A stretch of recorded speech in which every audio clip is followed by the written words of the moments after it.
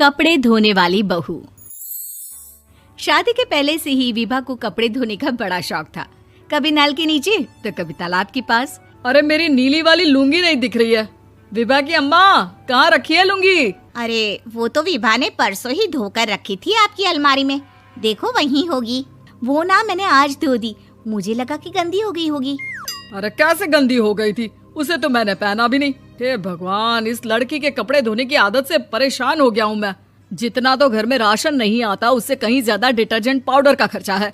इसकी शादी करवा दो, शादी जाए अपने घर में ही करे काम, फिर चाहे घर के कपड़े धोने हो या पूरे गांव के। हाँ ठीक बोल रही हूँ, देखता हूँ मैं कोई लड़का। वो दिन भी आ जाता है जब विभा को देखने लड़के वाले आ जाते हैं। लड़की मुझे अच्छी लगी। होने वाली सास कहती है, बेटी अगर कुछ पूछना है तो पूछ लो। वैसे तो हमारी लड़की बहुत ही शर्मीली है, जो बोल दो वो मान लेती है, इसे क्या पूछना होगा। अरे कैसी बात कर रही हो माँ, मुझे इन लोगों के घर रहना है, सवाल तो कई है। हाँ हाँ बेटा, पूछ लो ना, क्या पूछना है। आप लोगों के घर कपड़े कौन धोता है? सास का मुंह बन जाता है। देखो, अगर तुम ये कहना चाहती हो कि तुम्हें कपड़े धोने नहीं आते तो सुन लो, कपड़े मैं ही धोती हूँ, लेकिन तुम्हारे आ जाने के बाद मैं रुमाल तक नहीं धोऊंगी। अरे चुप रहना भाग्यवान, बहू बेचारी घर आई नहीं, उसे डराना शुरू कर दिया। वो क्या है ना बिटिया, अभी तक तो ये कल्लू की माँ ही धोती थी, लेकिन अब तुम्हारे पापा तो दहेज में वॉशिंग मशीन देंगे ही।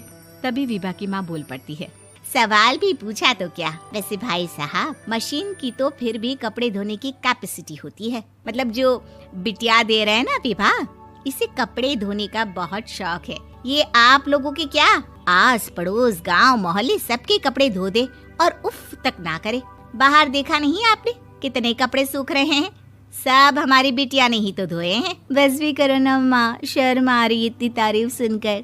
और तो और एक दाग निकाल कर दिखाओ तो मान जाऊं। हाँ अच्छा, माफ करना बेटा, मैंने गलत समझा। हमें तो रिश्ता बहुत पसंद है। और ऐसे जुड़ जाता है रिश्ता कपड़े धोने का शौक रखने वाली विभा का। उसकी शादी हो जाती है कोयला फैक्ट्री में काम करने वाले कल्लू के साथ। शादी के बाद अचानक विभा चिल्लाती हुई सास के पास आती है। सासू माँ, अरे सासू माँ कहाँ है आप? ये तो धोखा है, धोखा दिया आप लोगों ने मुझे। इसे ससुर के चक्कर के बारे में पता चल गया। अरे तो उसमें तुझे क्यों धोखा मिला है? अरे नल में पानी नहीं आता, कपड़े कैसे कब धुलेंगे? अच्छा, तू पानी नहीं आ रहा उसकी बात कर रही है। तो आपने क्या सोचा? कुछ नहीं। अच्छा, तेरी माँ ने कहा था कि कपड़े धोने का शौक है तुझे, याद आया मुझे। शौक बोलकर कपड़े धोने वाले मेरे जुनून को कम ना आके सासू माँ, कपड़ा धोना मेरा गुरूर है।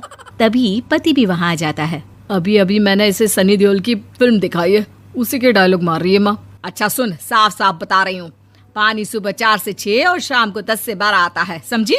विभा टाइमिंग सुनकर हैरान हो जाती है। ये क्या भूतों का मोहल्ला है? सुबह 4 बजे उठकर कौन कपड़े धोता है? 4 बजे टंकी में पानी जाता है, फिर सारा दिन धोना ना, किसने मना किया? अरे कैसी बात कर रही हैं? 200 लीटर की टंकी में कितने कपड़े धो लूंगी मैं? सुबह ही उठ जाऊंगी मैं। अब क्या था, विभा सुबह 4 से लेकर रात के 12 बजे तक कपड़े ही धोती रहती। एक रोज सास पड़ोस से निकलकर कहीं जा रही होती है कि साथ वाली कहती है, हाँ कल्लू की माँ, जरा ये बताओ कि 2 साड़ी है, 2 ब्लाउज और एक पेटीकोट और एक नाड़े वाला लंबा कच्छा। हाँ तो? अरे तो क्या, कितना लोगी धुलाई ये बताओ। धोबन दिख रहे हैं हम क्या? हमारे पति सरकारी नौकरी से अभी रिटायर हुए हैं और बेटा सुपरवाइजर है कोयला फैक्ट्री में। धोबन समझ रखा है हमें? हाय रे कल्लू की अम्मा, माफ कर दो, वो तो मोहल्ले में यही सब बता रहे थे कि तुमने बहू को कपड़ा धुलवाने के काम में लगा दिया है। सास को पड़ोसन की बात सुनकर गुस्सा आ जाता है। वो घर पहुंचती है जहां घर के बाहर ही इतने सारे कपड़े सूख रहे होते हैं जितने कि किसी धोबन के घर पर। अरे ओ कल्लू की दुल्हन, बाहर निकल। माँ जी यहीं आ जाओ, बाथरूम में चादर धो रहे हैं हम। अरे अभी हम धोते हैं, तुमको बाहर निकलो। ये आस पड़ोस वाले बोल रहे हैं कि हम बहू से कपड़े धुलवा कर उसे कपड़ा धोने वाली बना दिए हैं। अरे छोड़ो ना माँ जी, किन लोगों की बातों में आती हो? आस पास के लोगों का तो काम ही होता है कि वो किसी तरह सास बहू को लड़ा दे। बहू सारे घर के कपड़े धोती है, ये क्या कम है? बोलिए। सास को भी लग जाता है कि वो बहू का ये सनकीपन नहीं छुड़वा सकती, इससे अच्छा है कि खुद ही चुप हो जाए। एक रोज सास और बहू मंदिर जाते हैं, जहाँ सास की साड़ी वहाँ खड़ी भीख मांगने वाली से मिलती है। माँ जी क्या बात है, आपकी साड़ी उस भिखारन से कितनी मिल रही है ना? हाँ हाँ, देखो तो दोनों की साड़ी मिल रही है। क्या बात है कल्लू की अम्मा, तुम खुद को तो अफसर की बीवी बताती हो और ऐसी सिंपल सी प्लेन साड़ी पहनकर घूमती हो। सिंपल और प्लेन नहीं है ये साड़ी। तो क्या सोने के धागे से फूल बने हैं? कुछ भी सासू माँ, कुछ भी। हाँ, बने थे इस साड़ी में सोने के धागे से फूल। मेरे पति लेकर आए थे मद्रास से स्पेशली मेरे लिए 10,000 की। ताहे भाई साहब इस भिखारन के लिए भी सेम टू सेम साड़ी लेकर आए होंगे 10,000 की।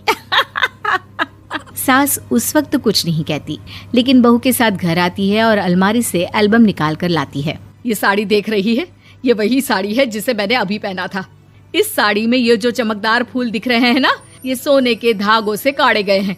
लेकिन तू लोकल वॉशिंग मशीन ब्रश से घिस घिस कर सारे फूलों को निकाल कर साड़ी प्लेन कर दी। मुझे माफ कर दीजिए सासू माँ। और तो और, जब मैंने तुझे तेरी गलती के लिए कुछ नहीं कहा, लेकिन तूने तो सबके सामने मेरा मजाक ही बना दिया। क्यों? बहू को समझ में आ जाता है कि अब से उसका कपड़े धोना बंद।